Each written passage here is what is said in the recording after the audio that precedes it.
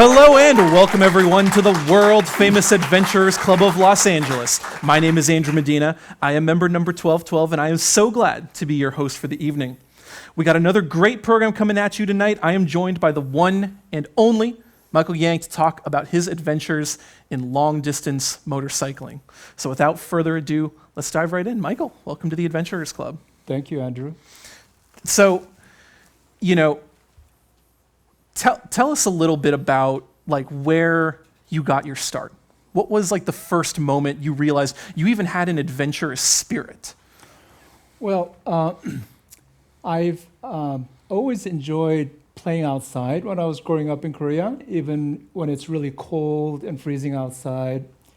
And even in the United States, when we go on some family trips, I'm always curious to try driving into a dirt road or snowy covered road.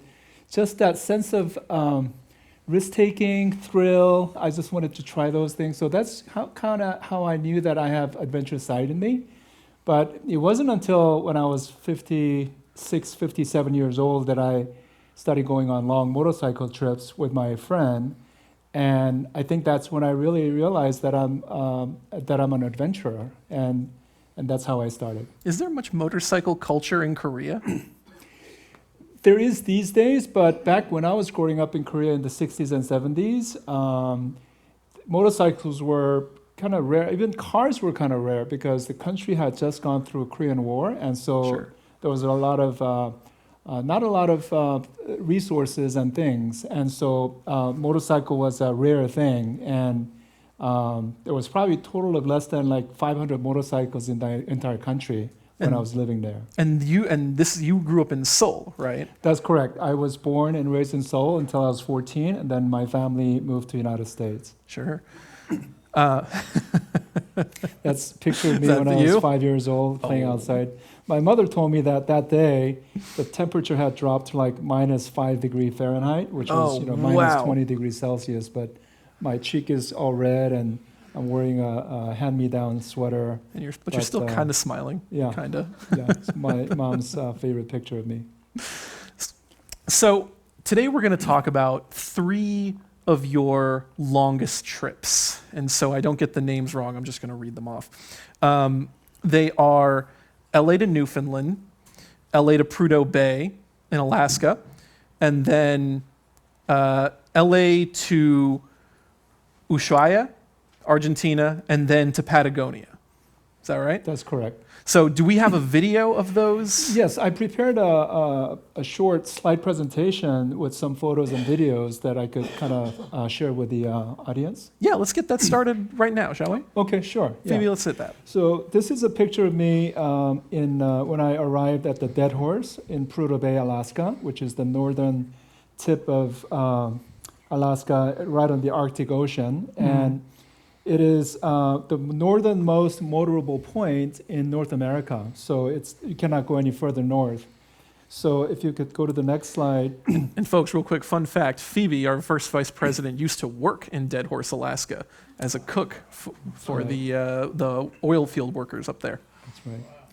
So this is how I get ready for the trip. I lay everything out, all the gears, equipment, food, clothing, emergency supplies before I go on trips. And if you go to the next slide,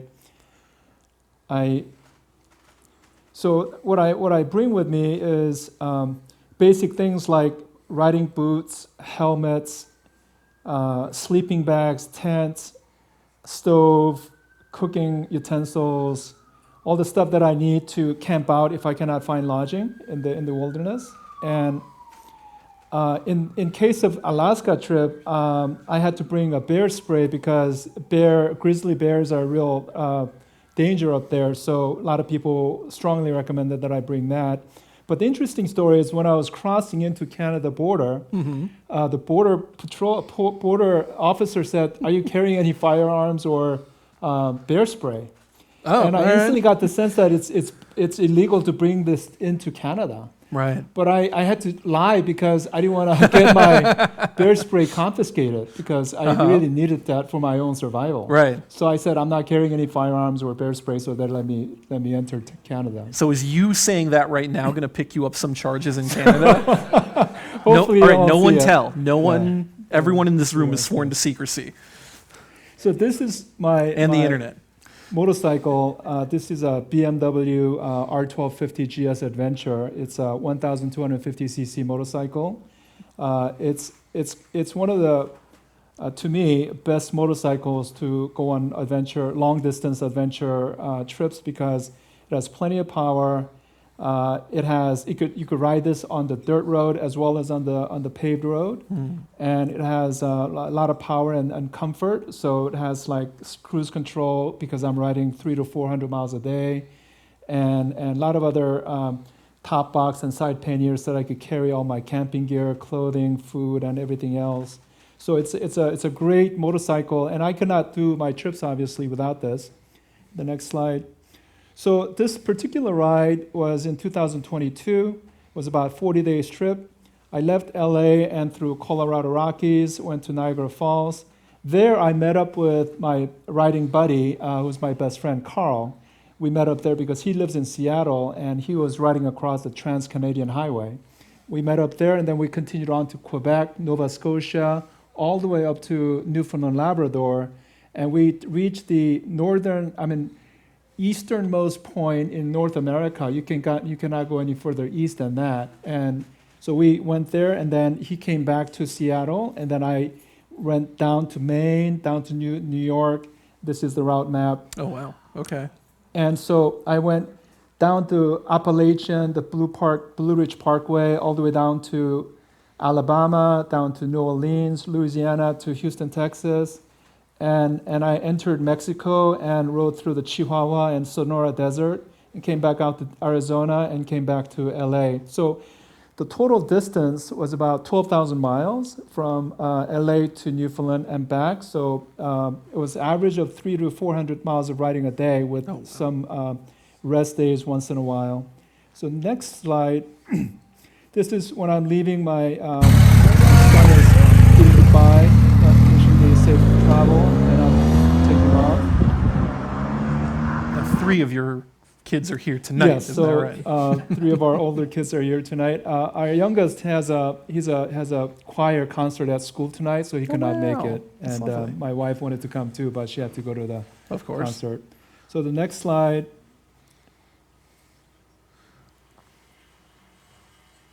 So one of the things about traveling is that you're going to have some problems. And in this case, I had some mechanical problem where the shifter on my left side, it became loose and came off. And it was a good thing that I saw that it was about to come off, so I was able to see the problem. And so to get around, because I was riding in the south of Lake Superior, where there's nothing around for 100 200 miles. Right, sure. So I had to kind of quickly find a workaround, and I used a zip tie.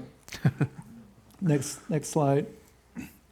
To kind of hold it together. Hell yeah. So I could still shift while I had another 200 miles to ride before I could get to a town. So that was the workaround. And so you have, different problems. Battery dying on you, have flat tires, you could have a windshield broken when the bike falls down or whatever. So you have to just find ways to work around to complete your trip. So next slide. So we arrived in the Canada side of Niagara Falls here, and I'm riding with my friend Carl at this one. So we meet up in this town of Sault Ste. Marie, Ontario, near the Lake Superior and Lake Michigan, and then we ride together from that point on. So this is Carl. That's Carl. Okay. Now, Carl is we met at Cal Berkeley, but we found out that we went to elementary school together. Oh, wow. And we discovered that we both love motorcycle riding and traveling. So we went on many, many trips together. He taught me how to do camping while on a motorcycle trip. So he's really a great friend and a teacher. But unfortunately, he passed away while he was abalone diving in Oregon coast a couple of years ago. Oh, wow. But that was really a sad moment. But he loved the adventure. Yeah. And I really miss him even now. But so the next slide. We're riding on the Trans-Canadian Highway between Niagara Falls and for that. So Carl was riding behind me and he was holding his smartphone camera and videotaping me. So we're doing that in the next.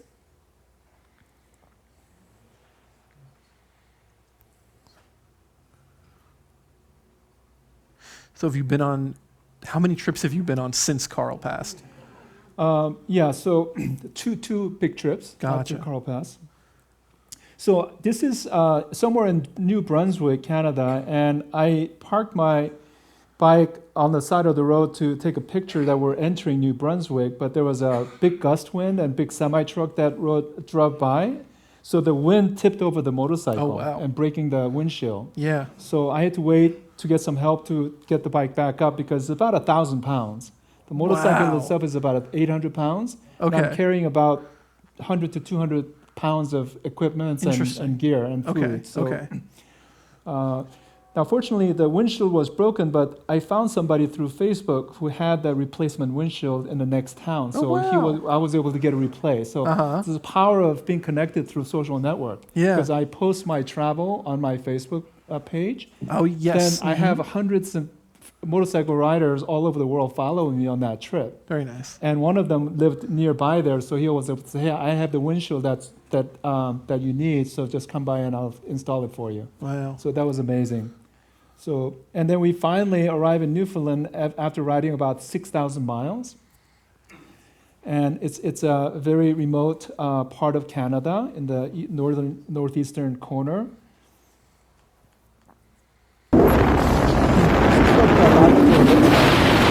Nothing there other than the wilderness. Looks like eastern Montana. Similar, but even more rugged, more natural.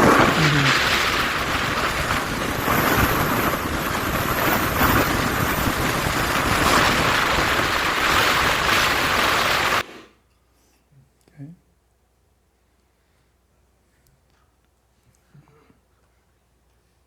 So how do you stay alert on these trips? Because it's like, Yeah, sometimes you get sleepy because you're riding all long and you're tired from previous day of riding, and so I bring gum with me, chewing gum, so to keep me awake until I stop for the next one, or snack on beef jerky or some other snacks. Right. And I take frequent breaks every 80 to 100 miles or every 1.5 to 2 hours. I make sure to take a break so that I'm refreshed and rested before the next leg. Right. So when we arrived in Newfoundland, one of the things that was super interesting was that there was a Viking settlement in Newfoundland, Canada called Anse aux Meadows. It's a UNESCO's World Heritage Site. And so we went to this area, and it's pretty well preserved, and they have a museum now. And so if you go to the next slide. So Completing the Circle is a short documentary video that they showed at the museum. And basically, the significance of Viking landing there 1,000 years ago, like long before Christopher Columbus arrived in North America, is that it was the very first time in human history that the very first humans who left Africa, some went to northwest toward Europe, that became European. Right. And some went northeast toward east and became Asian and Northeast Asian. Right.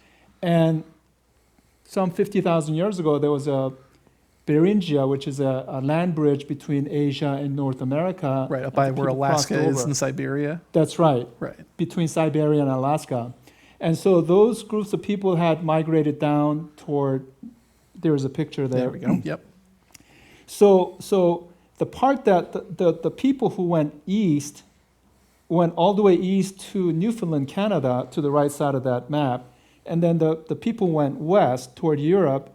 The Vikings were the first Europeans to cross the Atlantic Ocean and arrived in Newfoundland. I see. And met. So it was a completing the circle of how humans started from Africa and basically met on the other side of the earth. Right. I see. Okay. Yeah. So that was very first encounter of two different groups of people who migrated all the way around the earth. That's really cool. So that was really interesting.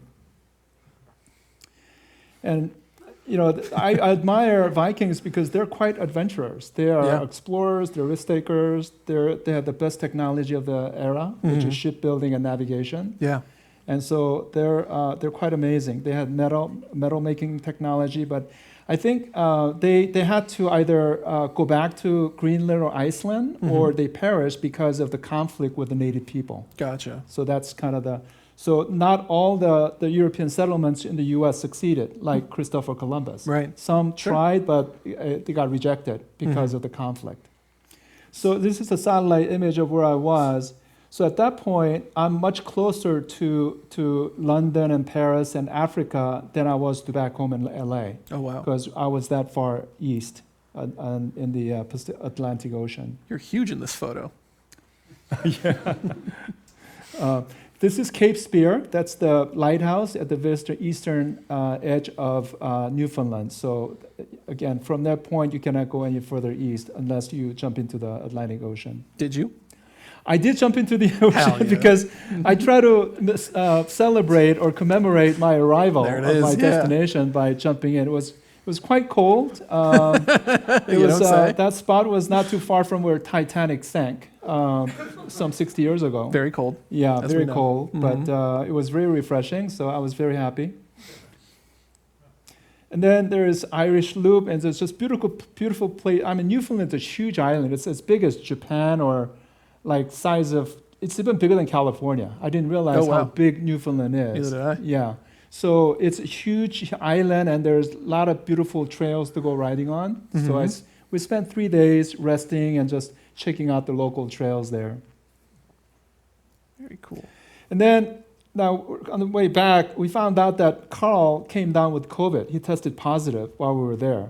So we had to stay in a separate motel room, and he was not feeling altogether well, so he rested a couple extra days. And this is inside of a ferry. You ride your motorcycle and cars and trucks and RVs in it. So this is when we're arriving back in New Sydney, Nova Scotia, and we're about to go our separate ways. He wanted to go straight home back to Seattle, and I Gotcha. wanted to ride down the East Coast, Okay. down to Texas, and come back to LA. A long way. So Okay. that was. And then I have so many other photos and videos of my riding through the East Coast, but I don't have enough time to show all today. But this was when I was entered into Mexico from Texas, and I'm riding through, and because of the drug problems, there are a lot of military checkpoints. So this Gotcha. one particular military soldier carrying a semi-automatic gun, he was very friendly. So he was happy to take a selfie with me. So Nice of that him. was nice. They were very nice people, unless you're drunk, people. Right. Then they're.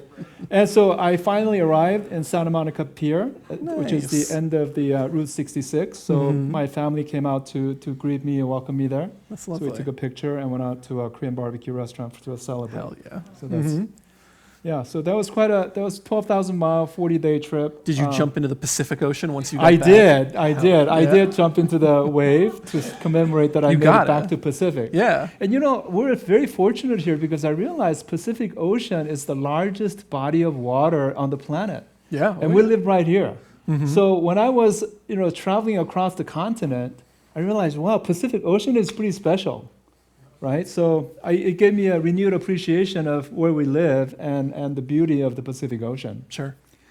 So the next trip that I went on, which was in 2023, Okay. was from LA to Prudhoe Bay, Alaska, with a stopover at Tuktoyaktuk, Canada, which is the northernmost point, motorable point in Canada. Ah, okay. So there is, this This is the one that ended in Dead Horse.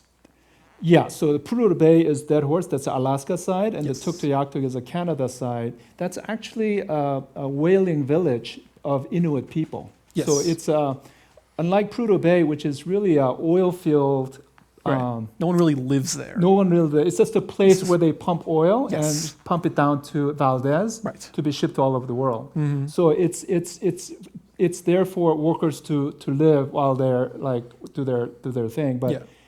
Tuktoyaktuk is actually an indigenous town. It's a Yeah. village where 5,000 Inuit people actually live. Oh, wow. And Okay. they do sustenance hunting and catch hunt whales, Oh, wow.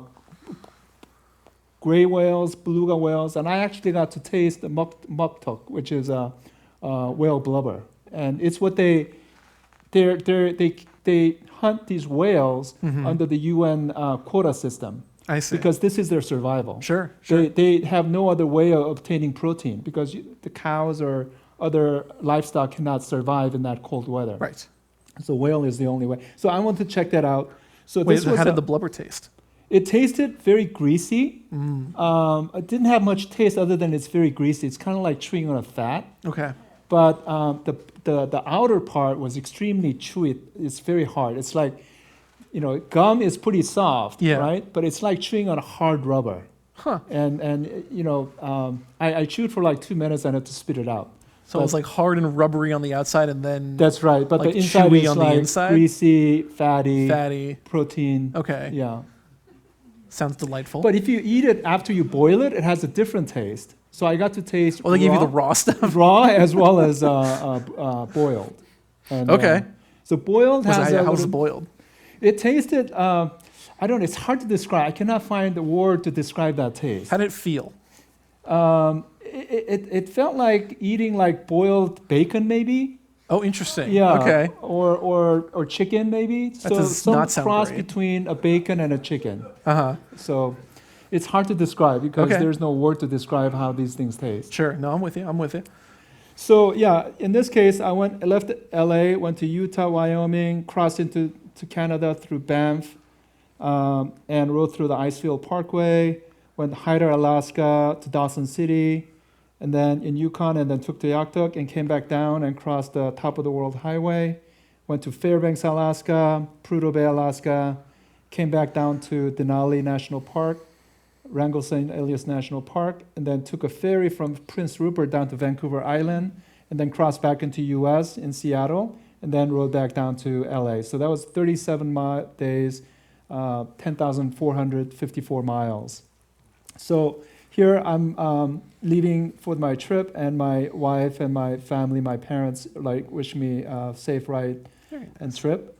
And so this is a picture at the Athabasca ice field in Banff, near the Icefield Parkway, and near Calgary, Canada.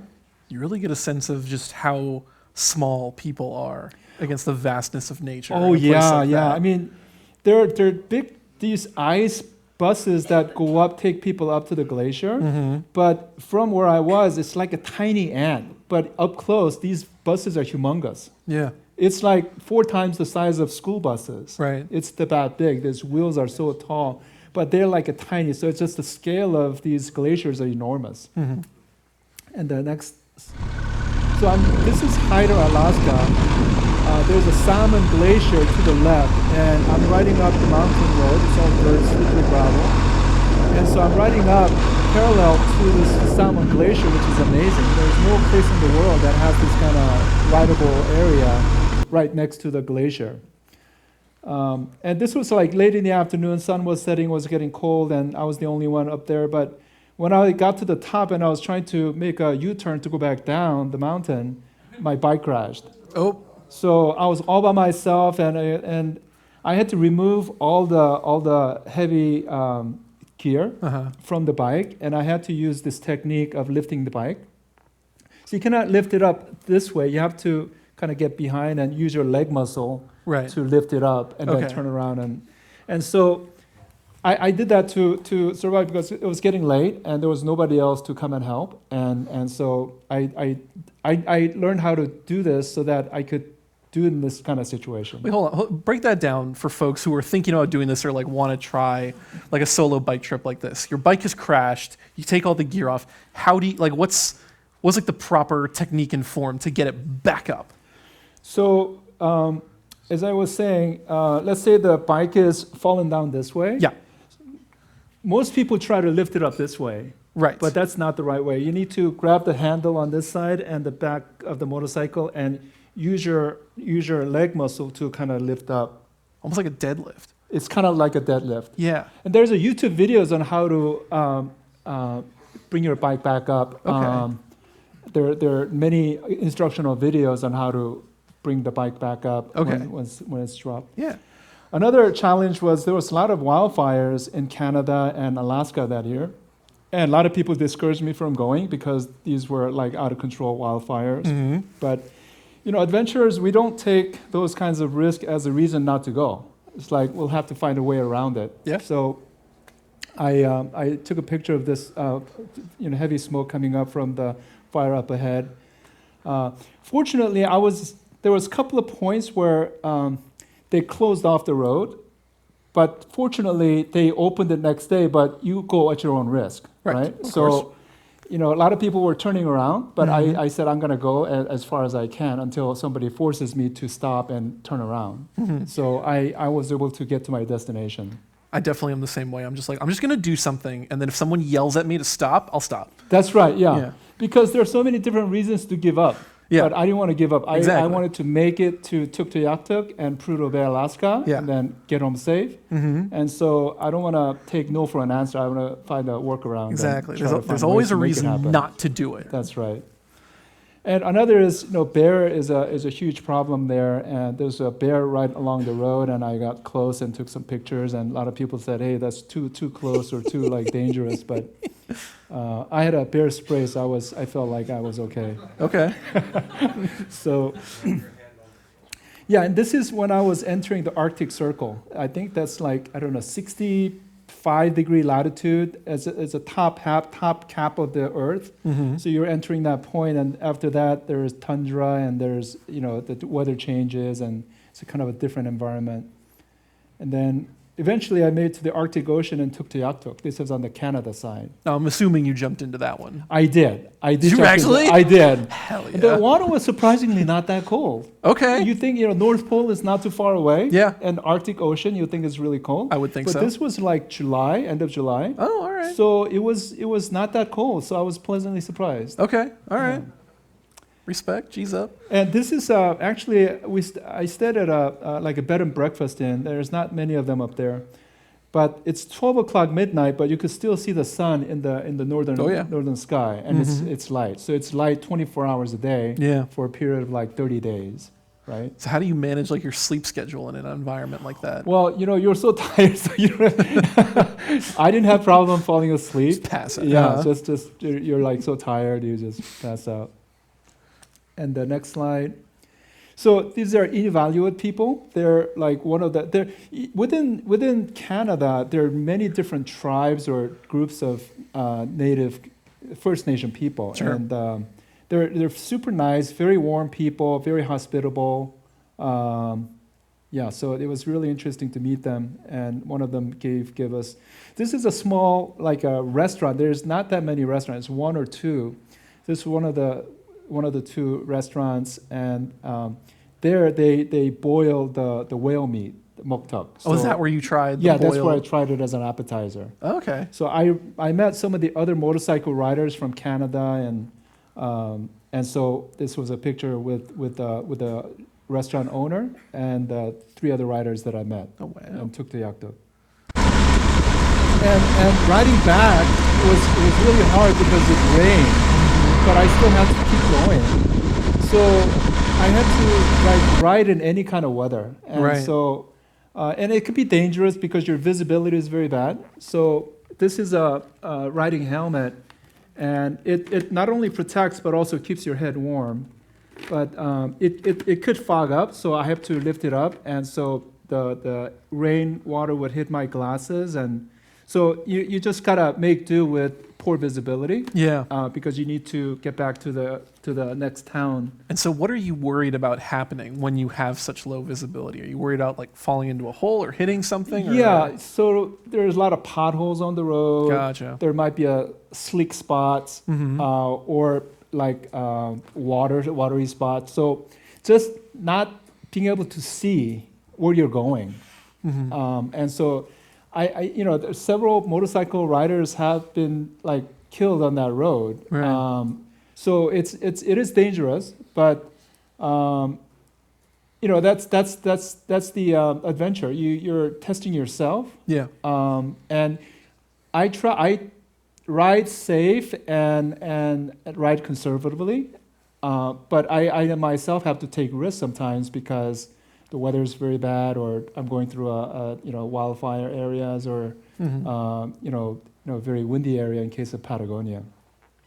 So I finally enter Alaska and get on the Dalton Highway. Dalton Highway is this 400 miles of what's called haul road. It's where the trucks move all the supplies up to from Anchorage to Prudhoe Bay for the oil field. Mm-hmm. So it's really not a highway per se, but it's really a private road built for this oil pipeline construction. Interesting. So on the left is the Alaska Pipeline, which is amazing marvel of engineering because it's about 700 miles long, starts from Prudhoe Bay on the Arctic Ocean and goes all the way down to Valdez, where it's loaded onto a supertanker and shipped to other countries. Wow. But along this Dalton Highway, you're constantly in the presence of this huge Alaskan pipeline.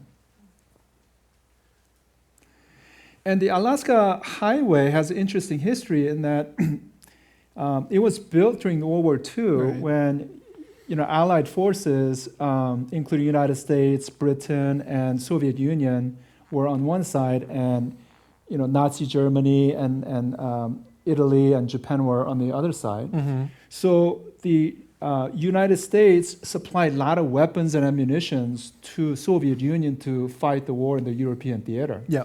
And they built this Alaskan Highway as a road to move all these weapons and ammunition into Soviet Union. Right. Right. And wasn't it also to respond in case of a Japanese attack as well? That was the second reason. So Okay. Japanese attacked one of the Aleutian Islands off of Alaska. Mm. And so there was a fear that Japanese could invade the mainland through the Aleutian Island chain and up to Alaska and down to the main lower 48. So it was very interesting history to learn during this trip about the history of the Alaskan Highway. And you see a lot of wild animals. This is one of the moose that I ran into in the tundras in the Alaska. And next slide. This is a caribou. There's lots of caribous in that region. Are they aggressive mostly, or are they at all, or are they just mostly doing their own thing? I think if they're provoked, then they could get aggressive. Sure. But they usually try to avoid humans. Mm-hmm. So they if you get close, they run away. Okay. And so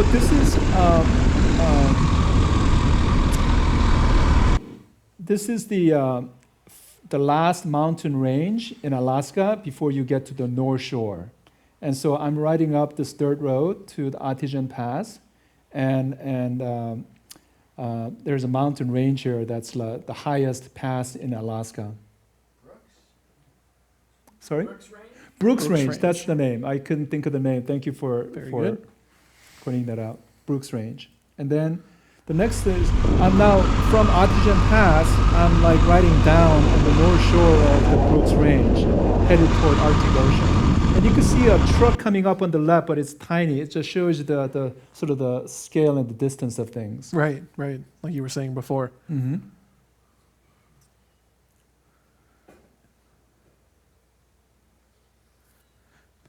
And I finally made it to Dead Horse in Prudhoe Bay, Alaska. This is a famous spot where a lot of adventurers, whether it's motorcycle or cars, they take a picture. It's sort of a kind of a proof that you made it. It looks like it. I mean, with all the stickers in the so back. I was very happy. It was a grueling ride. It took me about 18 days to get there, 17 or 18 days to get there. So rode about 5,200 miles to get there. Okay.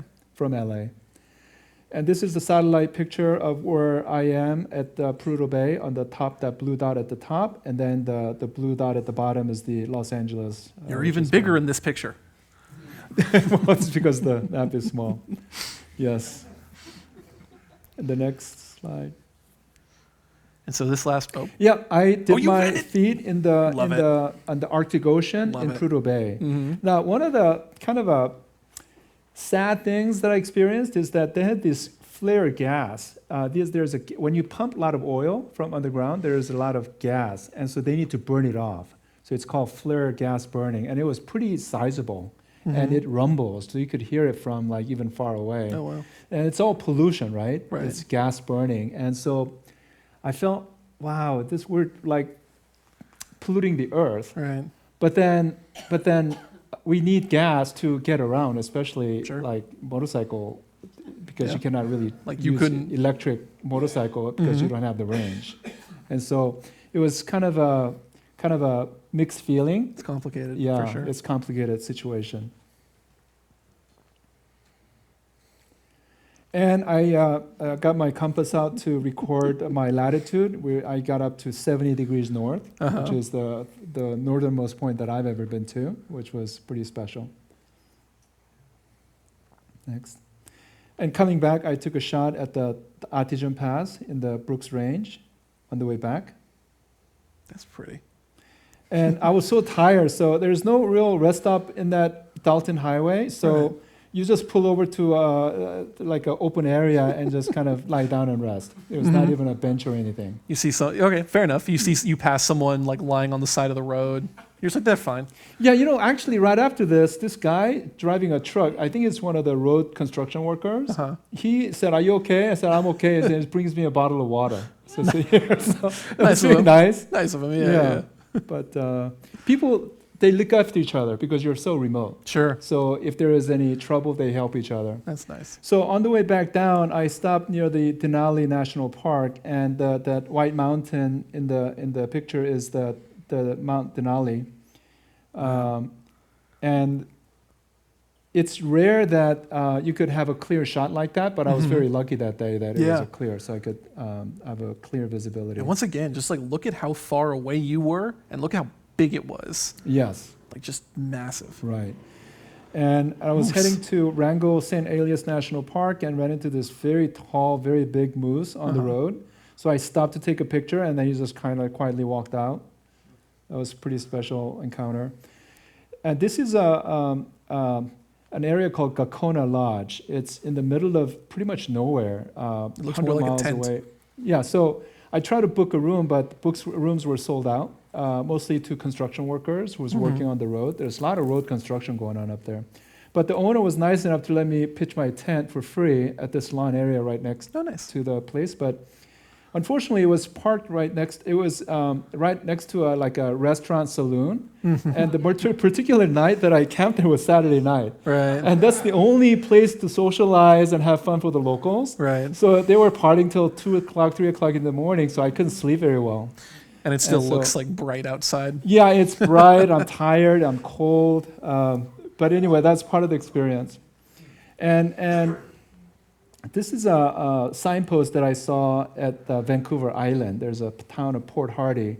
And when I got off the ferry and I was riding down, I saw this sign, "Live the Adventure." And I thought, wow, that's an amazing catchphrase that I really liked. So took a picture of that. And then I got home safely. So Yay. my family welcomed me back home. My daughter, Emily, was tested positive, so she's wearing a mask there. And my mother was looking on. She was very worried about my trip. She's like very worried when I go on these trips. Sure. So, but I just asked her to pray for me, and she Is wished she for me. still worried you're back? Yes, she's always worried that when I'm going on trips. So you may as She's well so just happy go. when I'm back, of course. Of course. So yes. Yeah. So the next ride, which I did just last December, was to Ushuaia. Now, to ride my own motorcycle down there and back, it would take me like 4 to 5 months. And so my wife would give me about 30 days to go on long trips, once or twice, once a year or two. Reasonable. So Yeah. what I decided is just to save time, I cheated a little bit and just flew from LA to Santiago, Chile, Fair enough. and then to another town of Osorno. Okay. And Osorno is kind of the beginning of the Patagonia. Yes. Patagonia is the southern tip. Yes. So it's just like North America, you have Alaska, which is one tip of North America. Patagonia is the southern tip between Argentina on the Atlantic Ocean and then Chile on the Pacific Ocean. And so I flew down, rented my BMW Adventure motorcycle in Osorno. There's a place that you could rent them. So you rented. I rented. You didn't bring your bike. I thought down. about shipping, but I looked into the shipping costs. It's like $5,000 to ship. Cool. And then when you get there, clearing the customs is a lot of hassle. Yeah. So you're not assured that you're going to get it back in time. So Okay. a lot of people said if you're going for less than 2 months, you're better off just renting down there. And it's pricey, but it's Uh-huh. cheaper than shipping your own bike. For sure. I wonder if most people have in mind how much riding you're going to be doing when they say it's better to rent. Yeah, so I tell them that, you know, I'm kind of planning my route, planning my sort of distances, and so I figure, okay, I'm going to be riding between 20 to 21 days, so I need to rent for those period. Mm-hmm. And so it's about $250 a day to rent these BMW adventure motorcycles. Wow. Okay. So it's about $5,000. Yeah. But that's about the cost of shipping your bike Right. from LA to down there anyway. Yeah. But then you don't have the hassle of clearing the Of customs. Right. For sure. Save time. I'm with you. So Makes this sense. is a map of Patagonia region, and I made a copy of this map from my National Geographic map book. And so I planned my route from Osorno all the way down to the bottom, which is the Ushuaia in this island, the Tierra del Fuego. It's a big island. That's where the Ushuaia, Argentina is. Mm-hmm. And I'm crisscrossing the Andes Mountains between the Pacific side on the Chile and then on the kind of a plain area in Argentina. And Yeah. going back. I crossed the border maybe about 5 or 6 times while I'm riding down. Yeah, this map doesn't look as straightforward as your other ones did. It's a Yes. lot more. So the planning for this trip took longer just because, you know, these are foreign countries. I don't speak Spanish, and information is not as available. Right. And so I had to rely on other motorcycle travelers, you know, routes. Mm-hmm. So you need to do a lot of research and preparation to plan your trip and plan your route. Right. And this ride was about 3,200 miles long, which is about the distance from LA to New York, but you're riding through the mountainous regions in Andes. Mm-hmm. And then the other thing is I had to pack everything and carry everything onto the airplane. So that was another challenge. Before, I had to just pack everything into the Right, into the panniers bike. and top box and Yeah. bring with me. But in this case, I had to bring. Not only that, the other thing that I wanted to do was I wanted to hike to the Fitzroy mountain peak in a town called Air Charten. It's about a 14-mile hike, a round trip with about 3,500 feet elevation. Oh, wow. Okay.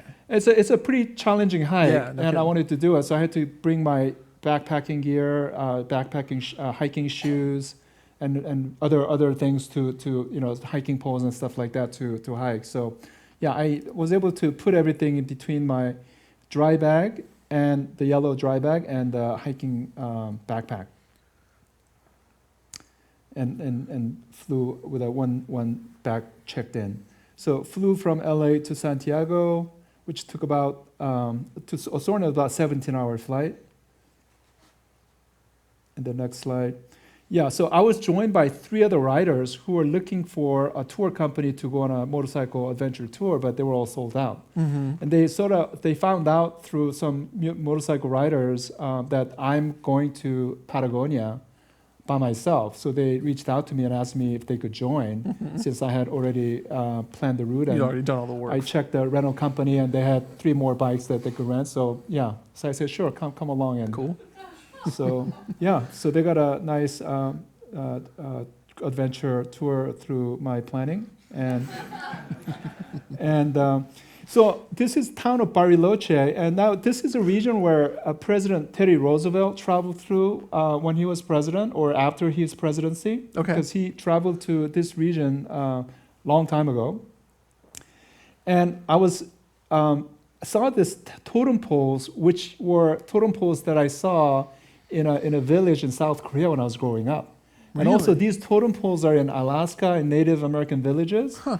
So it confirms the it's not a theory, it's a scientifically proven thing, but the migration of people from Africa to Asia down Right. to across Alaska down to South America, North America. Yeah. And the cultural artifacts are still there. That's incredible. Yeah, that was very incredible to me that such totem poles are there. And what are they? Like, do they know what So they this is represent? called, in Korean, Chona Daejanggun and Jiha Yeojanggun, means like the men are like the king of the under the sky, above the ground, and then the women are the queen of the below the ground. So Gotcha. that's kind of and it's meant to keep the evil spirits away from entering the village. Uh-huh. And so this was the town of Bariloche. Now this wooden cabin is famous because it's where Butch Cassidy and Sundance Kid lived while they were on their run in Argentina. Okay. Oh, wow. I remember learning about them when I was riding through Utah, Mm-hmm. the Butch Cassidy and Sundance Kids, and when I was riding through there, this is where they lived, and they were robbing banks down there too. Yep. So they were eventually killed in I think Bolivia there was a manhunt, Yes. massive international manhunt, Mm-hmm. and so it was kind of a very interesting that they keep showing up in the places that I'm riding. Yeah, really. Yeah. Mhm. So it was very interesting. Yeah, and when you're riding, sometimes the road is Not a road. flooded with like stream water, Yeah. and it forms. So you need to just ride across it. So this is one of a few times where I had to cross the water. I was water telling you crossing. earlier, I feel like I've seen more. I haven't seen any roads. Yeah, And any there's of a lot these of dirt pictures road. and Yeah. videos. I love riding on the dirt road, and that's Yeah. why it's very exciting. Mm-hmm. And Carretera Austral is this famous highway in Chile where the dictator, forgot his name, Pinochet built to connect some of the southern villages of Chile to the Santiago and the more developed area. It's a beautiful highway that cuts through a lot of the Andes mountains and foothills. And are there a lot of motorcyclists who go through this area? Oh yeah, this is... I can tell because of the stickers. Oh yeah, the stickers. So there are stickers everywhere. Right. But this Carretera Austral is especially famous because it's just so beautiful. And it's very challenging. And you'll see a couple of photos and videos next. So this is a town of Koihake. No, this might be another town, but That's a plant. it's a fjord, just like you see in Norway, where the glaciers used to be present, and then it flowed out and created this big opening, Sure. and it's connected to the Pacific Ocean. But the leaves are so humongous there. I don't know what what's in the soil, but it was amazing how big these leaves were. Yeah, whatever they're feeding their plants down there, it's working. Yeah, It's yeah. big old leaves. So while this next picture or video is loading, you had to fly down there, and so you had to be a little more discerning with your gear. Like how were the considerations different? How did you decide like what to leave behind this time versus that's what a you good would question. normally take? The first decision I made is that I'm not going to camp. So it's just too much equipment to carry, Sure, makes sense. both onto the airplane as well as on the motorcycle. Mm-hmm. So, and also the weather in Patagonia is quite cold and it's quite windy. And so it's very unpleasant. Even when you were there, because you were Even there. in the summer. So it was December. Yeah. December here is summertime down there. Right. Because Yeah, in of the course. southern hemisphere, the season is flipped. Yes. So December down there is summer, but even summer, it was very chilly Okay. and very windy. Interesting. So, so it was a good decision that we didn't camp out because it would have been way too windy with chilly at night to be comfortable. Mm-hmm. So, that was one of the decisions. I think other things, I had to bring the hiking gear in this trip because I wanted to hike to Fitzroy. Mm-hmm. That Patagonia jacket has that logo. That's Fitzroy Yeah. Peak. And Right. so I had to bring that. That was extra that I normally don't bring. Mhm. But that was kind of my bucket list to hike. Can we? So I'm riding on the Carretera Austral, and it's this very windy road, and it was raining, and there was a truck coming down in a pretty narrow road, so I had to slow down, let the truck go by, and so I had to gently turn and keep riding. And it's raining, it's wet. My GoPro camera was broken, mount on the helmet was broken, so I'm recording with my iPhone on a RAM mount on the motorcycle. So, in the next slide, it was very windy road, and so I took a picture of the Google Maps, and so those blue lines are basically the roads. Yeah. Those are like hairpin turns all the way up to the top in a wet, gravelly, slippery road. Looks like almost like a digestive tract, if you've ever Yes. seen one of them. Yes. So I've been told. That's pretty. So yeah, this is when we got That's to the beautiful. top of the mountain, top of the hill. It was raining and drizzly and cold. You could see the clouds on the mountain and the snow on the mountain peaks. And this is summer. This is summer. So remind, this is summer. This is like December, Peak summer. December 10th or something like that. Mm-hmm. And more dirt road.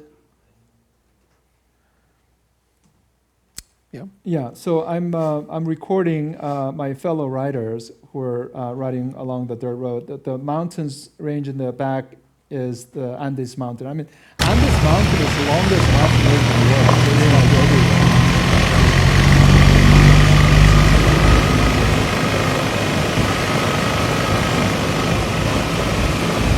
Do you find your mind goes to different places depending on where you are? Like when you let your mind wander and you just think about whatever. Is it different depending on the trip you're on, the place you're in?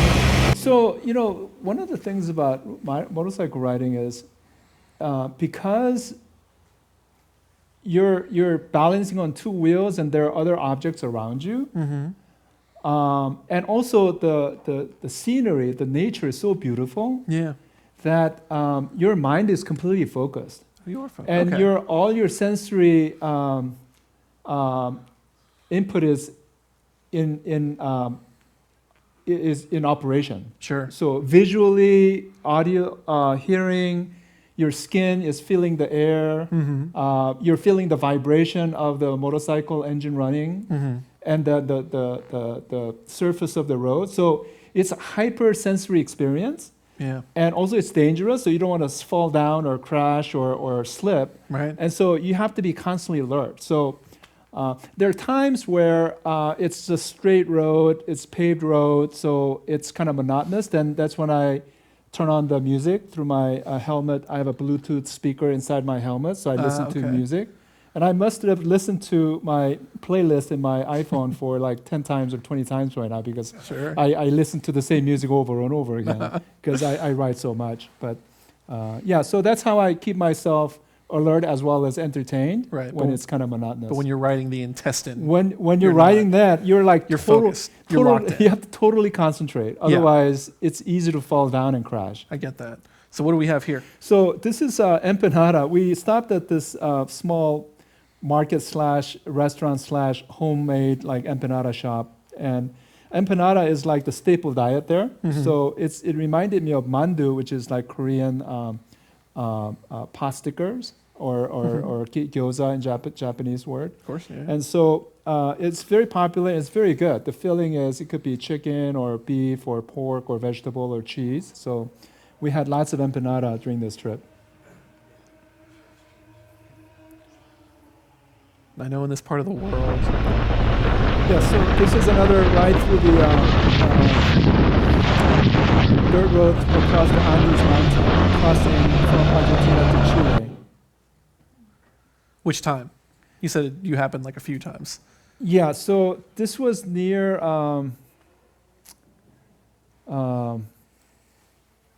between Coyhaique and maybe Perito Moreno, which is a small town in Argentina. Okay. All right. Yeah, I took another satellite image of our location to relative to North America and home in LA. You're biggest of all here. Yes, I keep maps getting You just keep getting smaller bigger. and smaller. Yeah. yeah. And we're there's a video of riding across the snow-covered mountain along the roadside. But yeah, you cross into all kinds of weather. In this case, it was snowing. Yeah, here we go. So there's snow on the ground. The road, snow is melting, so it's slippery. So you have to be really careful. Yeah, there's still snow on the road, so it could be like it's not difficult to wipe out unless you concentrate. On which trip were you most cautious about the roads, and in which trip were you most cautious about the drivers? The most cautious about drivers are when I'm crossing, like going through big towns, like when I'm riding through Las Vegas on my way up to Canada or Alaska, or when I'm riding through Toronto.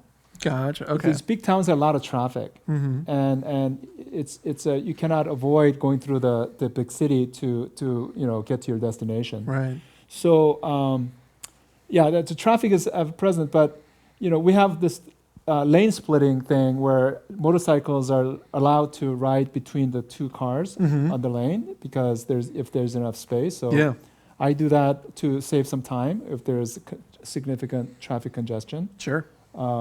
In terms of the road, I would say the roads in Alaska as well as Canada near Tuktoyaktuk, as well as in Patagonia, the wet roads when it's raining, it's most dangerous because it's very slippery. Makes sense. Yeah.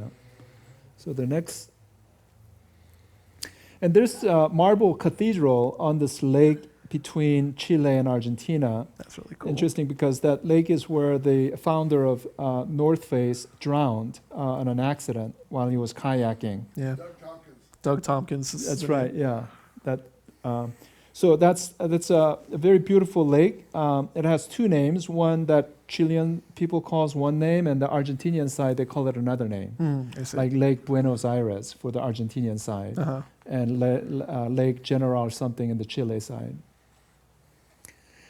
And there are many checkpoints along the way. In this case, it was a Chilean caballeros or Chilean like sheriff or police. They have a checkpoint to make sure that you're not carrying any drugs or you have proper paperwork.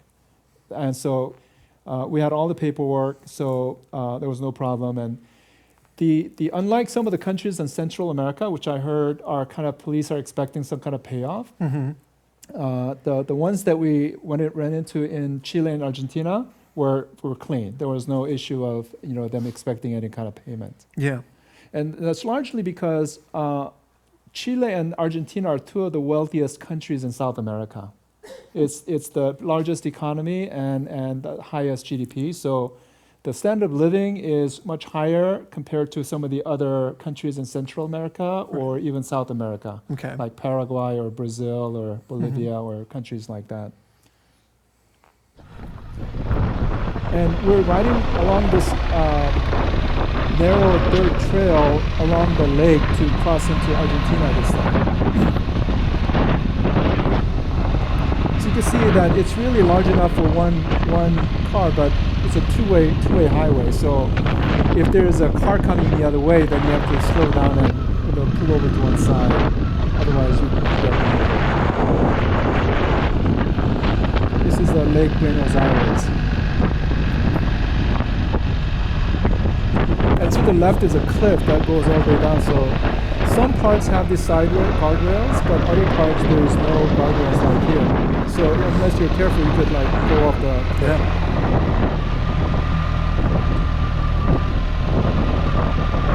At any point, did you jump into this water? No, not this water. Yeah.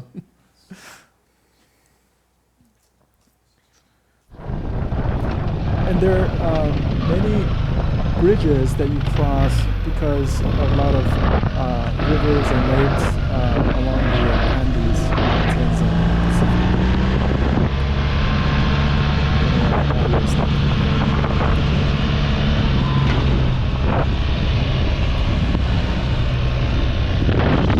So we're continuously traveling south to get to the end of the world, which is Ushuaia, Argentina. So you landed in Chile, Santiago, and then you rode down and then back up? Then back up a little bit to a town of Punta Arenas. Gotcha. That's like a large town down there. Okay. From there, you could catch a plane to Santiago, Chile. Okay. And then back to U.S. Gotcha, with you. Yeah. So this picture shows how rocky the road is down there. Yeah, really. So they're like ostrich egg-sized rocks that are really bumpy. And the next video should show what it's like to ride there. We lost the audio here, but yeah, You can see it. My friend was riding behind me and recorded this on his iPhone. too hard to do because of the road conditions. And so to your point about needing to stay focused and engaged at all times, Exactly. how do you navigate riding on a surface like that? So, takes some amount of training. So in my case, I sometimes go riding in some of the OHV or off-road, off-highway vehicle parks. Mm-hmm. So in Santa Clarita, there is a OHV. I forgot the name, and there's one in Gorman area called Hungry Valley, Okay. and then there's one in Cleghorn near Hesperia, Sure. near Wrightwood. So there are a lot of places where you could go practice riding on a mountain road or sandy road in Mojave Desert. Yeah. So you do a certain amount of training. I also attended a rawhide adventure motorcycle training class in Santa Clarita. Mm-hmm. It's a 3-day class. They teach you how to ride through the gravels, dirt, through the mountain roads. So that was very helpful. Very nice. But yeah, you need to have some experience riding in this kind of road conditions. Otherwise, it could be dangerous. Yeah. That's not a motorcycle. Yeah, so here we stayed a night at this estancia, which is a Spanish word for like a ranch. So there's lots of land. This is like a 20,000 acre ranch, estancia, and I got to ride on their horse to ride around one parts of it. He's the 4th generation of the ranch owner. Oh, wow. Who's lived there, and it was very interesting to learn about his family history, how they settled there and started this estancia, right, of 20,000 acres, just an enormous amount of land.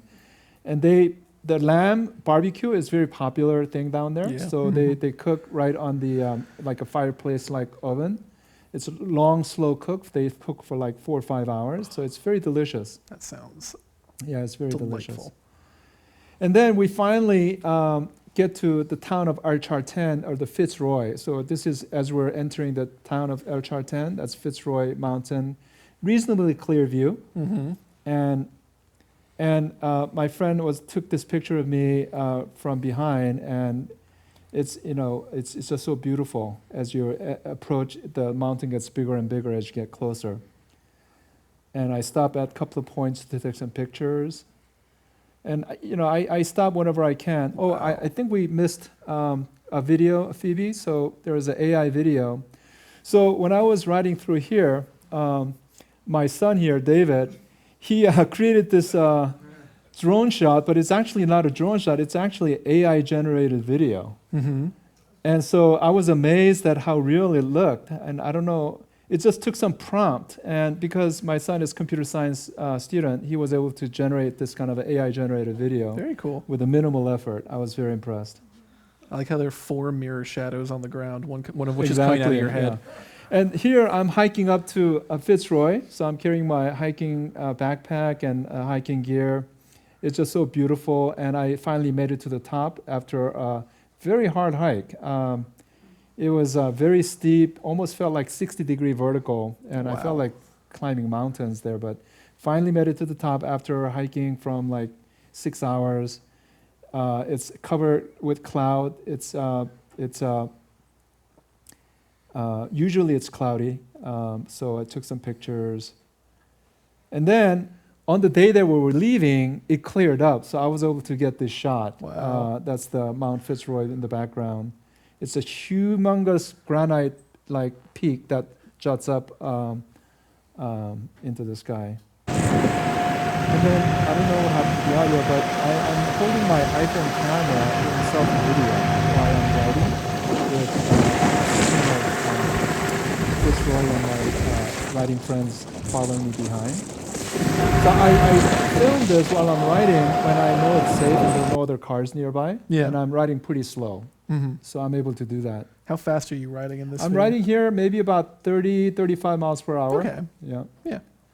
And you run into a lot of motorcycle riders on the road, especially in places like Patagonia, because it's so popular adventure spot. But it's a couple from Denmark. They call themselves Viking motorcycle riders because I guess they're descendants of Viking, and they were riding 2 Honda motorcycles across Patagonia. This is called Perito Moreno Glacier, which is one of the largest glaciers in South America.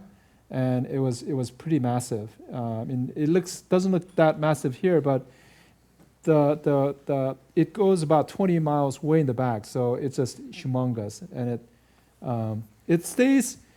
Unlike the glaciers in Alaska, which is melting and it's just like getting shorter and smaller, this glacier is maintaining its size. Mm-hmm. In fact, it grows a little bit. So it's kind of funny how climate change affects one region but doesn't affect the other. Mm-hmm. So that was kind of an interesting thing for me to learn. Another shot of where the terrain that we're riding, very rocky. And this is Torres del Paine's National Park, which is one of the most beautiful national parks in Patagonia. We walk up after staying at a cabin, and it was just so beautiful. And then we were riding to a lake, and I was maneuvering a U-turn. Those And then it was pesky because U-turns, of man. slippery, yeah. Yeah. They get you. Yeah, because you have very narrow road and you're trying to make a tight U-turn. I get And it. it's a heavy bike, so Sure. it crashed and the windshield it cracked but I couldn't get this bike back up by myself because it was kind of situated at an angle on a slope, and so I had to wait my friend to come and help me get the bike You couldn't up. deadlift it up again? Yeah, because Bummer. to do that you need to have a flat surface, Sure. but this was on the slope Gotcha, and with weird you. angle. Mm-hmm. This is Lago Grey, which is another beautiful spot in Torres del Paine. We're taking a break, and I walked up to the hill to take the shot. And here, Phoebe, if you could try to get the audio, that would be great. So this is riding in the Torres del Paine with the Cerro Torre, which is the peaks that you see in the background. System's a little finicky back there. We may have to make do without. Oh, here we go. Never mind. System works perfectly. Never any problems. It's a lot of fun to ride on a slippery gravel road because you're testing your riding skill. And you have to stand up to have lower center of gravity. Put have to all your stand weight up? on the foot peg instead of on the seat, which is higher. Huh. So that's one of the techniques of riding on a gravelly road. Interesting. You stand up, I had not it thought tends about to that. lower the center of gravity of the Right. motorcycle. Makes sense. So you get a better balance and better traction. And we're leaving Torres del Paine National Park, and we're riding along this river that flows through this national park. It's so beautiful. Those Cerro Torre out there are so beautiful. Your little speedometer right there, is that in miles or kilometers That's per hour? in miles. Oh, yeah, that's in miles. Yeah, you could set these displays in both kilometers or miles. I Sure. just set it in miles Makes because sense. that's what I'm used to. Yep.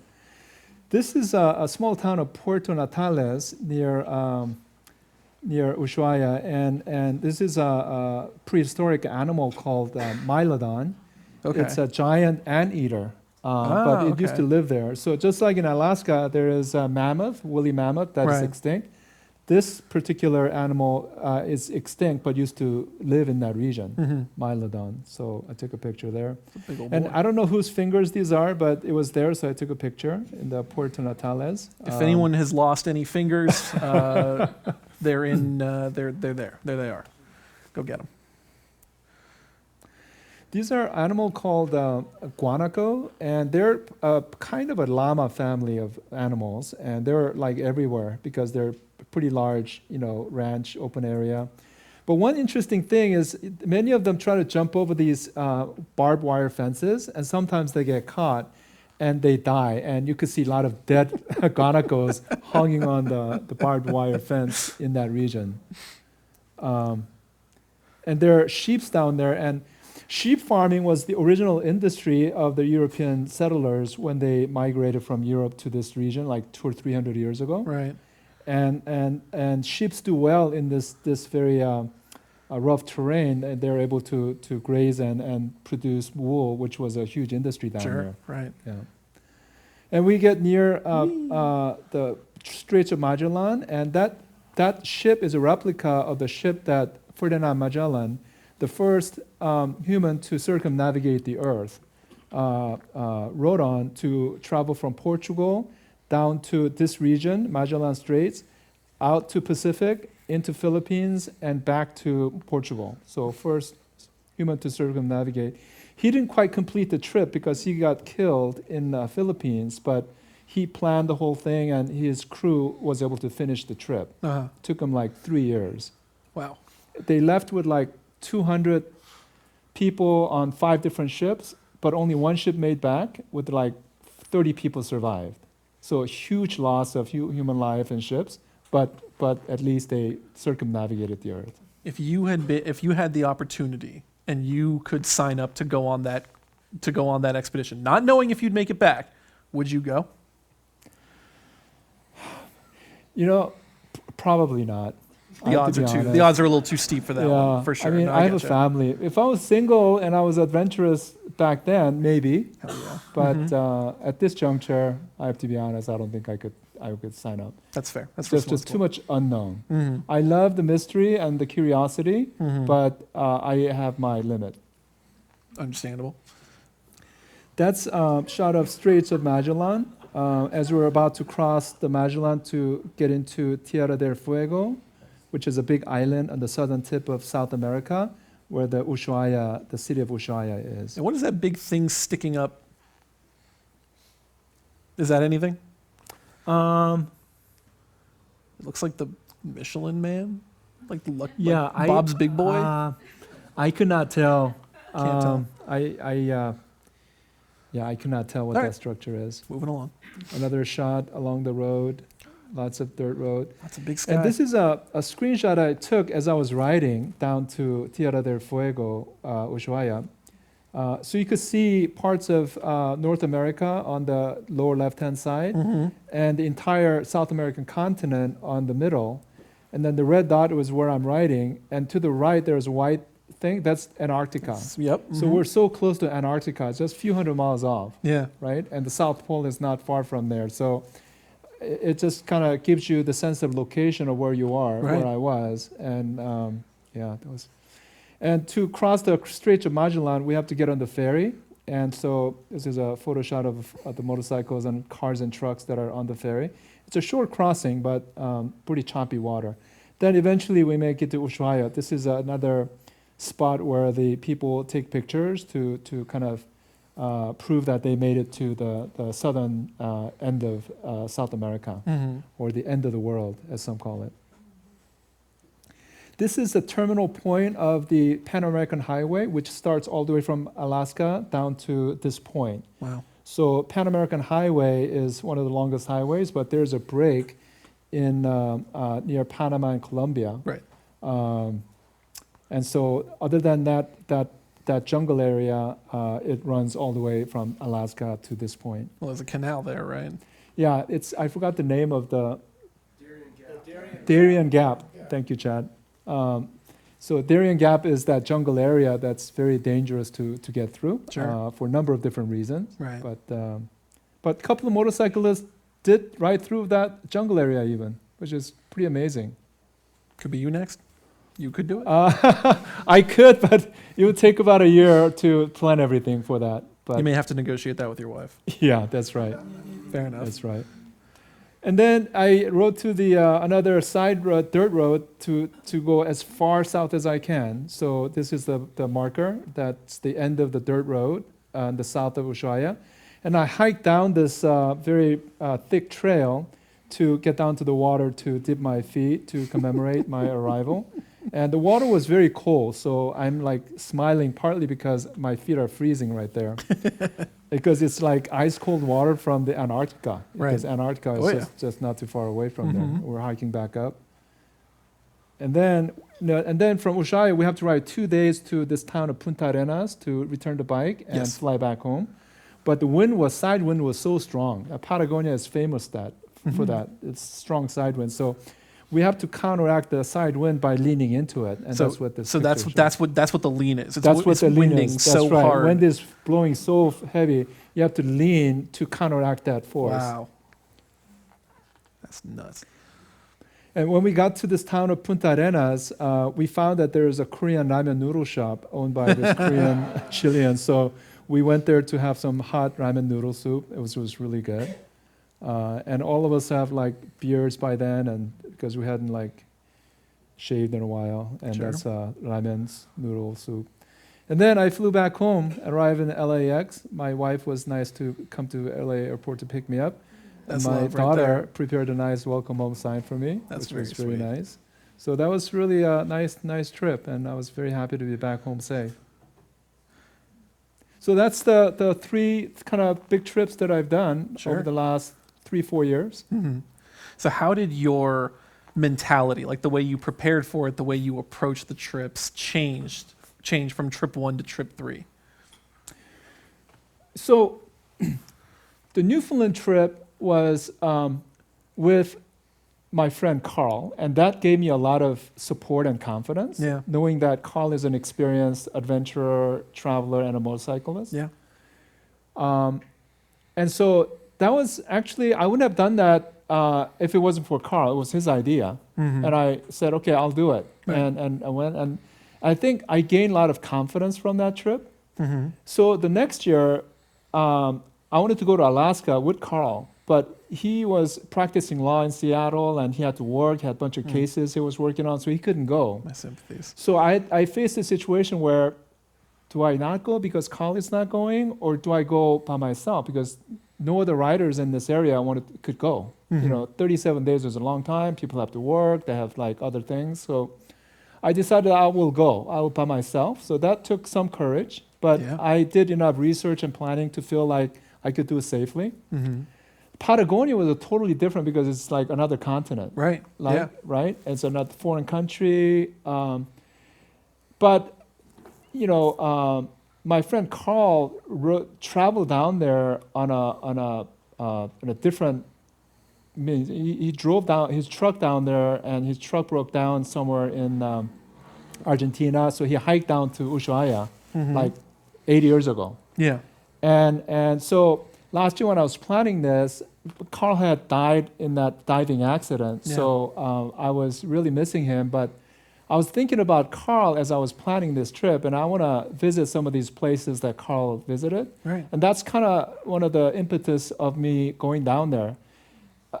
The other thing is I've always wanted to ride down to Ushuaia because that's the southern tip of South America. Right. And I love riding to the ends of the road where I cannot go any further. Mhm. That's kind of the challenge, and I feel deep sense of accomplishment when I accomplish that. So Mhm. that was kind of a bucket list. Then I'll do that, and I want to continue to ride in all over the world as long as I can, and so it's just my way of continuing on my dream to travel all over the world. Mhm. And I want to start from North America and then go to South America and go to Europe, go to Asia, and you know other continents later.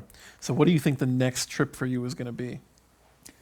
So the next trip I'm thinking is Norway. There's a northernmost motorable point in Europe is called Nordkapp. Okay. Nordkapp is very far north. It's also in the Arctic Ocean. Right. And Makes so sense. it's you know I heard it's really beautiful there too, just like it is Alaska and Patagonia. Mhm. So yeah, that's kind of my next sort of tentative destination that I want to Okay. do next year. Cool.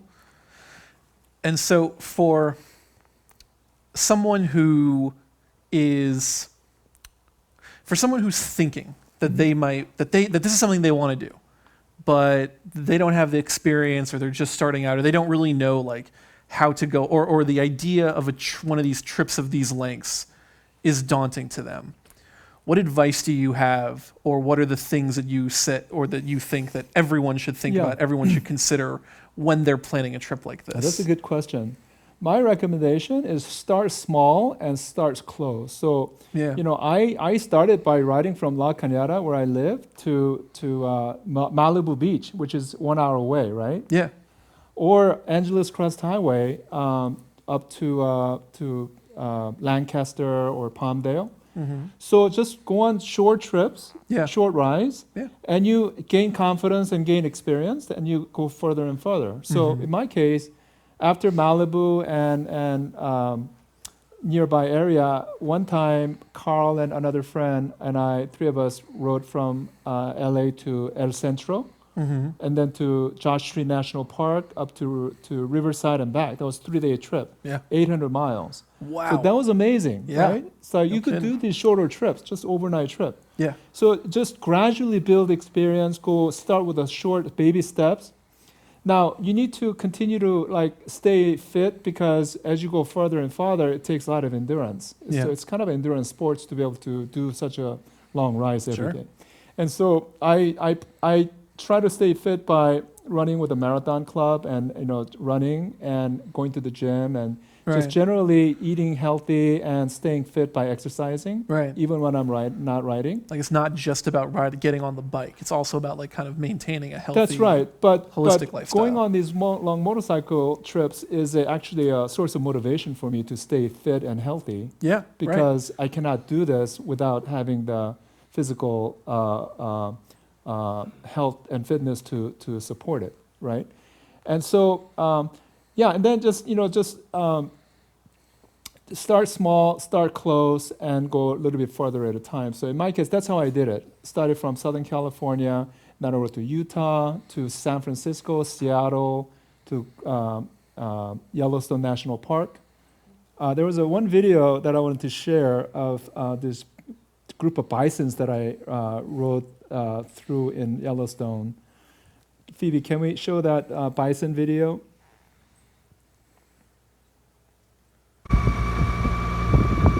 Yeah, so I was riding through Yellowstone National Park and I saw this thing far up ahead. But what is that? And I realized, wow, it's a group of bison that's walking in the middle of the road.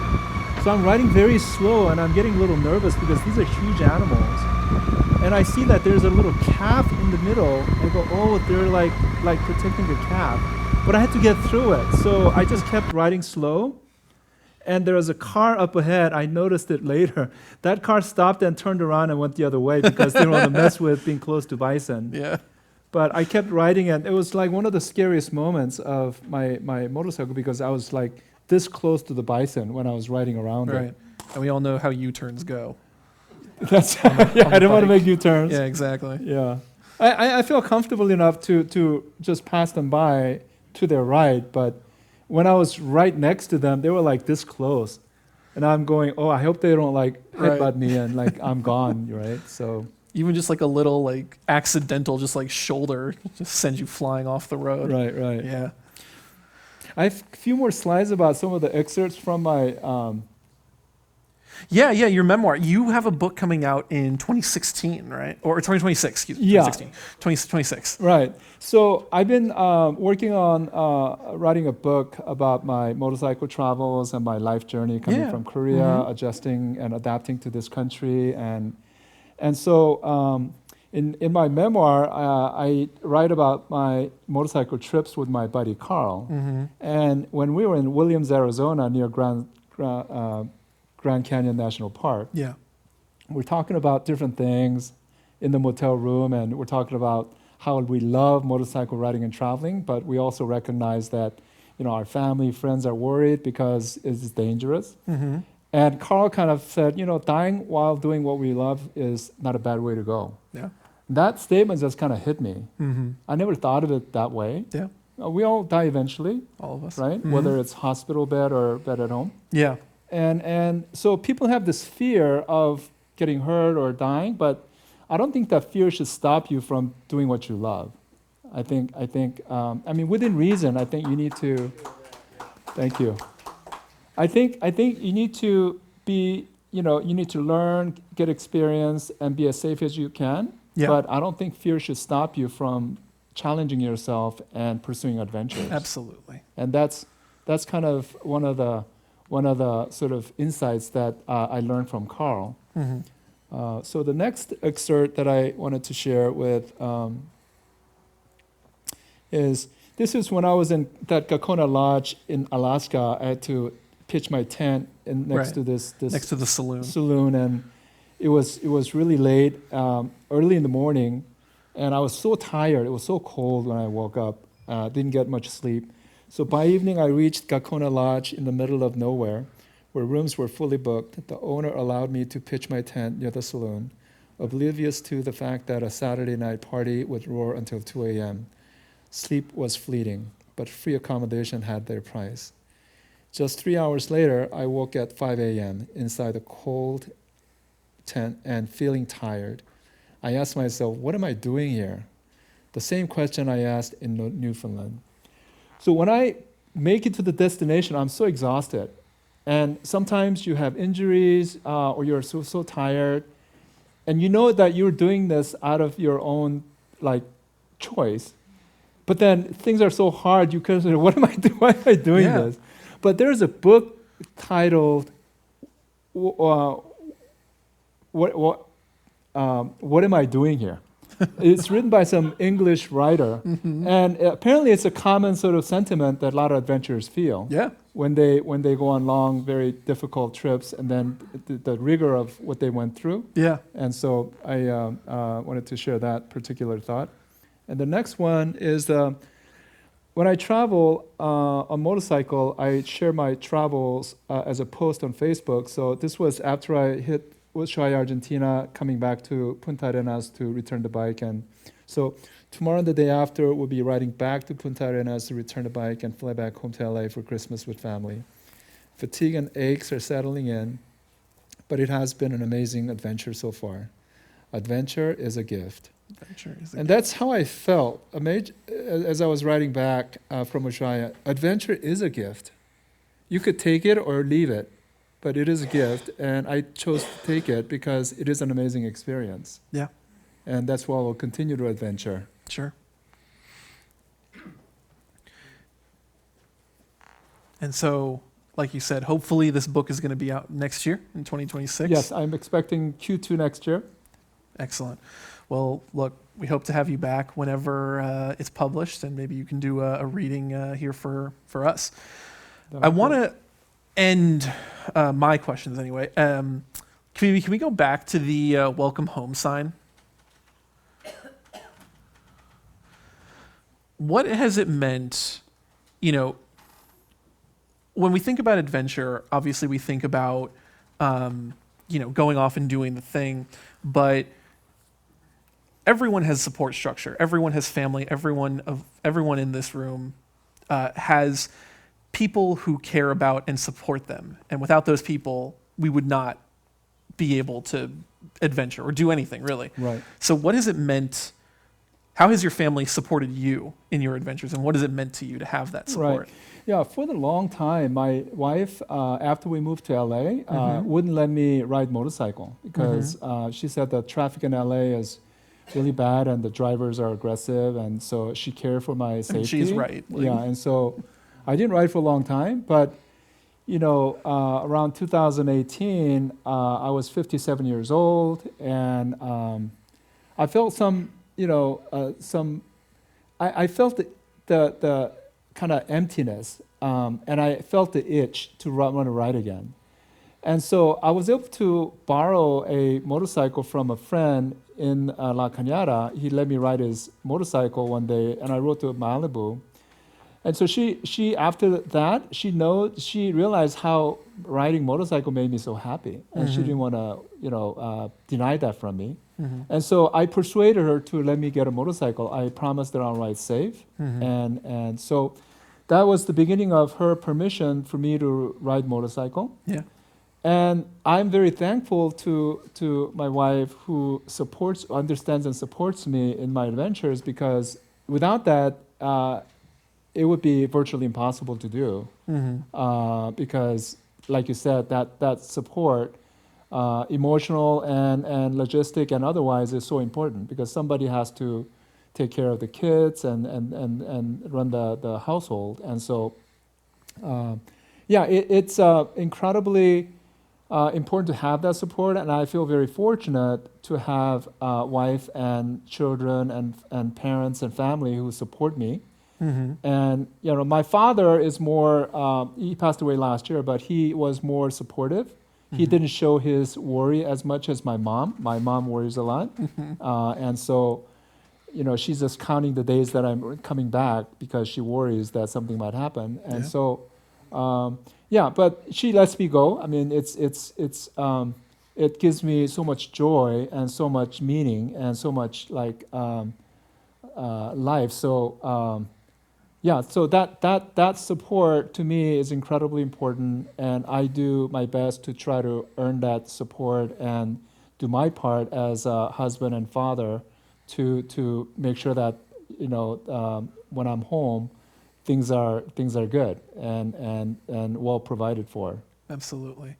Are any of your kids showing interest in going with you on one of your trips coming up? Yeah, so my youngest son wanted to learn how to ride dirt bike, so I took him out alright. to Jawbone a couple of months ago and taught him how to ride, and he knows how to ride now. Okay. And my two of the other kids also want to learn too, so I hope to try to teach them over this summer how to ride, and maybe one day when they get good enough, we could go on rides together and go on some trips together. Who knows? Absolutely. Yeah, Yeah. that would be amazing. Make it a family event. Well, Michael, thank you so much for joining us. And if you have a little bit more time, I'd love to open it up to questions from the audience. So, folks, if you have a question for Michael, raise your hand. We'll get you a mic, and you can ask it. Past President Bob. Yes. Michael, what's the range of the BMW, and did you carry extra fuel? Oh, so my GS Adventure has a 8-gallon gas tank, and it gets about 40 to 45 miles per gallon, depending on the load and the weather conditions. So it could travel about 320 to 350 miles. And one of the reasons why I decided to get BMW GS Adventure is because I wanted that mileage. I didn't want to have to worry about running out of fuel when I'm on these remote places. And Did you ever get close? yes, in fact, not on my bike, but when I rented the BMW GS in Patagonia, I almost ran out of gas because on the Google map there was a gas station, so I was expecting to stop and fuel, but that gas station has been shut down. Ooh. And I was down to just a quarter of a gallon. Ooh. And the next gas station was 45 miles away. So I had to really go slow in the most economical way I could ride. I was cruising at 35 miles per hour with the lowest RPM and lowest rev. Fortunately, the meter said I'm down to 0 mile left, right? But I went for another 12 miles without running out. So I made it to the gas station and was able to fill up.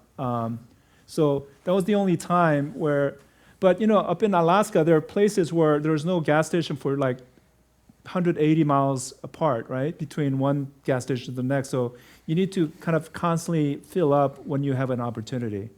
But yeah. Question is, did everybody, other riders, do they all have heavy bikes like that? Is there any advantage to having a lighter bike? Yeah, so there's no perfect bike. It all depends on where you want to ride, where you want to go to, and what you're comfortable with. And I know a lot of motorcycle around the world riders get smaller bikes like Suzuki 650 or Honda. They have advantages, but in my case, I wanted to have more heft and comfort when I'm riding, because I'm riding. To me, that my biggest sort of precious resource is time.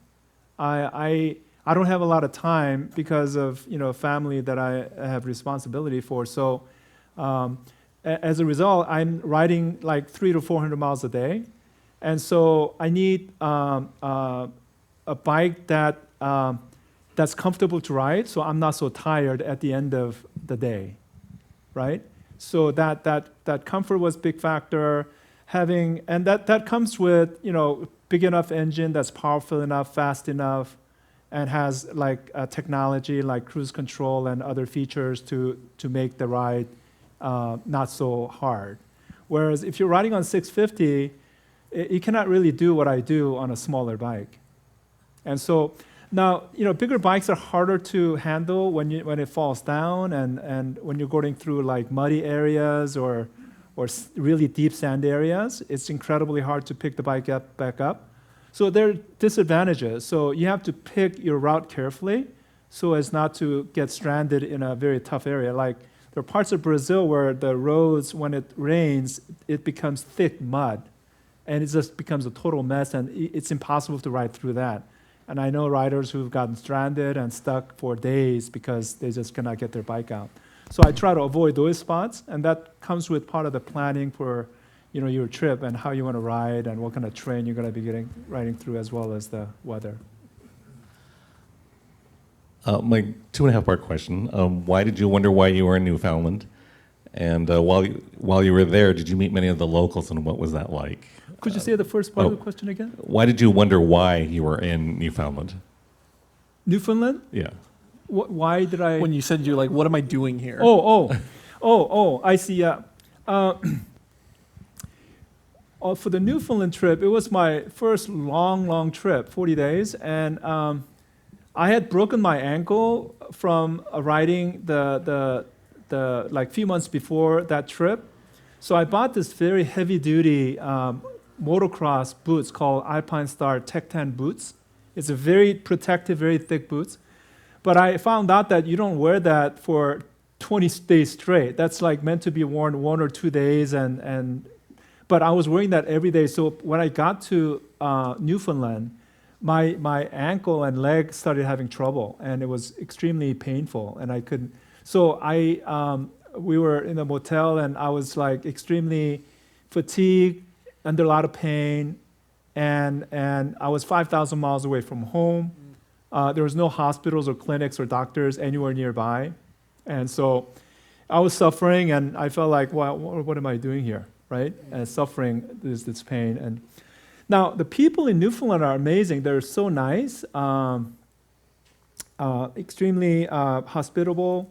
One person who was a motorcycle rider who lives in Newfoundland followed me on my Facebook and offered different advice and offered lodging for me and my friend Carl when we got to Newfoundland.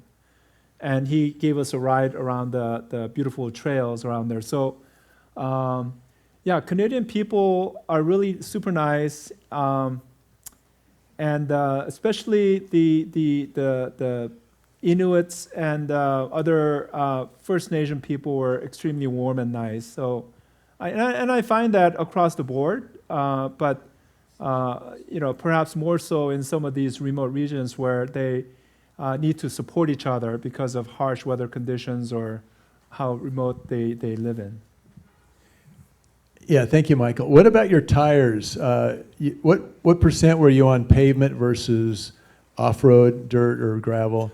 And then did you ever have flats, and did you carry a spare kit? And did you have like an all-terrain tire that was for all conditions? So for the Alaska trip, which was about 10,500 miles, the off-road or unpaved road is about 2,300 miles.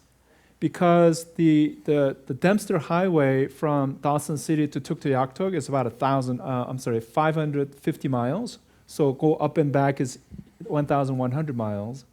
And then from Fairbanks, Alaska to Prudhoe Bay, Alaska, the Dalton Highway is about 400 miles. So round trip is about 800. But then there are a lot of other unpaved dirt roads all over northern part of Canada as well as Alaska. So in that trip, the dirt roads were over 20% of the trip. So that was probably one of the highest. Patagonia, I would say about 800 miles out of the 3,000 was dirt road. And so what do I do with the flat? Yeah, so I've had 2 flats during my 6 years of long distance riding. And I carry, it's a tubeless tire, and I carry a flat repair kit. It's it's called a worm, and it's basically you push this thing through and plug the hole using this tool, and it's actually works really well. And I carry a micro pump that's battery powered, so I could pump air back into the tire after I fix the flat tire. So, and that's almost the essential tool that adventure motorcycle riders who do long distance traveling must carry. That's like the baseline toolkit for emergencies. Yeah, so you mentioned that few people got stuck in mud in Brazil. How did you plan, and which tool did you use to not have that happening to you in Argentina or elsewhere? Yeah, so I do a lot of research in terms of the terrain that I'm riding through, and as well as the weather, because it could make all the difference. So through YouTube, through books, through there's Horizon Unlimited group. I don't know if you heard of it. They're different like overlanding groups. In our case, motorcycle groups that share information. And so, and Facebook is another great resource because there are many, many motorcycle groups in Facebook. They share information with each other, and there's a database of information. So I do the research on what kind of terrain and weather that I'm riding through to anticipate, what I need to bring, and to avoid sort of sticky situations. So before I go into repeat questions, I want to ask one of my own, and that's want to follow up on when you're alone. And traveling alone can get kind of weird. I used to do solo travel pre-cell phone, where you can't text or talk to people. And did you ever have any experiences, what am I doing here, and there's no one else to reinforce it? And how long were you solo, any comment on just traveling solo versus part of a team? Yeah, so I personally enjoy traveling with my friend Carl. It was so much fun. We just connected. We're like two buddies who had so much in common, and we just loved the camaraderie and the adventure together. We're both foodies. We love eating good food when we arrive somewhere. But I also enjoy riding solo because it's kind of meditative. You have a lot of time to think and reflect, and that's how. True. But I'm always connected through I my kids call me when I'm riding, so I'm talking to them, or when I arrive, I text or call home and talk to my wife, or. So I never felt like I was really isolated and alone, but I enjoy the solitude of riding alone and being alone because it's very meditative, it's reflective. It gave me time and space to kind of look back and ask some questions about myself and who I am, and so that's what I enjoy. So I enjoy both traveling with. My best, with a friend or a small group, but also alone. And I never felt that I dislike it because I never felt like I was alone. When you're about to crash, what do you do? Is there a technique so the bike doesn't land on top of you? If you feel like the bike's about ready to go over, you're making your U-turn and it's not going to happen, what do you do so it doesn't land on top of you? So one thing that I purchased is a airbag vest. Just like cars have airbags for protection in case of crash, they have airbag vests for motorcycle riders. So it's tethered through a lanyard to the motorcycle so that if you're ejected from the bike before crashing, there's a gas canister that pumps air through the vest. So your neck and your back and shoulder is protected around your ribs too. So I always ride with that, and so that's one thing I do. And the second thing is, you just do your best to try to stay upright, but sometimes you're gonna crash, you're gonna drop your bike, and so you have to make sure that you're not traveling so fast in a risky area like very slippery gravel area, so that even if you fall, you're not gonna get severely injured. And you're protected through boots, helmets. I have an adventure riding jacket and pants that is very well padded. It's almost wearing armor because it's well padded. It's a specialized adventure bike. I thought about bringing it just to show you, but it is very protective. Arm, elbow, shoulder, knee, everything. So even if you fall, even on a hard surface, you're not going to get that badly injured. So you do the best you can to protect yourself through gears, but also just not going too fast, and so that in the event that you're crashing, you're not injured too badly. Well, because if you have 1,000 pounds, even if you've got a vest on, how are you going to get that bike off when you're Yeah, so there are some YouTube videos that I've seen where motorcycle riders' legs are pinned under the bike when they crash, and it could be dangerous if it's remote and there's nobody else around to help them. So in my case, I avoid routes like that where there's like no traffic. So I prefer taking country roads, dirt roads, but also one that has reasonable traffic. So in the event that I need help, there's cars or trucks or motorcycles driving by to help. So those are some of the precautions that I plan ahead to sort of avoid getting into a serious situation. Of the gear that you've acquired and used and tossed and bought more of, what's something that you now find indispensable when you're on a bike ride? Like when I'm traveling. Water, jugs, plugs. Cold beer for the end. Yeah. So I would say, I always make sure that I carry gum and an earplug because riding motorcycle for long periods of time every day could be bad for your hearing, and so I carry that. I make sure I carry water. Obviously, that's very important, and I carry like beef jerky or some other snack because you could be hungry and there's no place to eat around, so you need to nourish yourself during those times. I always have the RAM mount to install my iPhone on the handlebar so that I use my Google Maps for navigation. I didn't carry that when I went on my first trip, and I paid for it because I got lost because I couldn't get the correct navigation. So I would say those are the essential things, in addition to, like, I'm always wearing my climb adventure jacket and pants, boots, and helmet. I bring gaiter if it's cold so that my neck stays warm even in a cold, windy weather. So those are some of the most essential things that I make sure I bring. Well, thank you, Michael. Thank you, everyone. And for the folks at home, the folks online, if you liked what you saw here tonight, please consider subscribing to the channel and liking the video. It helps us out a ton. And if you're in LA, why not come on by? We do this every single Thursday, and you can meet our amazing speakers in person and ask your questions from our live audience.